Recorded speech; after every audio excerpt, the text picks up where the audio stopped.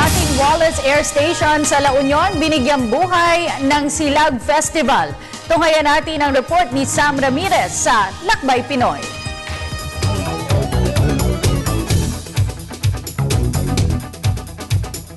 Silag, isang Ilocanong salita na ang ibig sabihin ay moonbeam o liwanag na nagmumula sa buwan sa gitna ng isang madilim na gabi.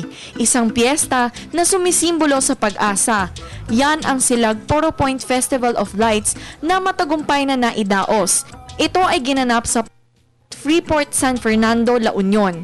Kahit nasa pangalawang taon pa lamang, talagang dinumog ng mga tao ang kakaibang piyesta na ito dahil sa tuwing gabi nangyayari ang iba't ibang mga aktibidades gaya ng fluvial parade, pagpapalipad ng mga hope lanterns at pyro musical show.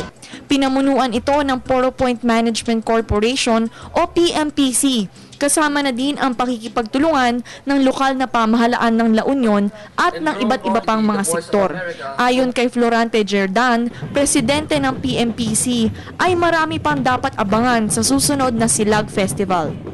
Well, overwhelmed po kami pero well-crafted kasi siguro sapagkat ginamit namin yung natural resources na meron kami, which is yung lighthouse na kinonceptualize namin na gabi ang festival.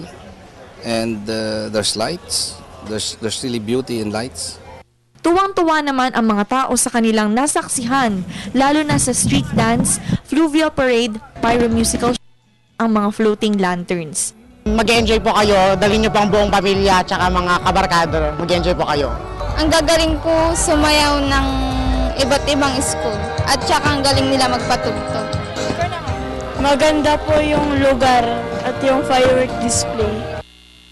Sa gitna ng dilim ng gabi ay nababalot ng liwanag at pag-asa ang Poro Point, La Union. Simbolo lamang ito ng isang maganda at maliwanag na kinabukasan para sa mga taga dito. Para sa Telebisyon ng Bayan, ako po si Sam Ramirez, nag-uulat mula sa San Fernando, La Union.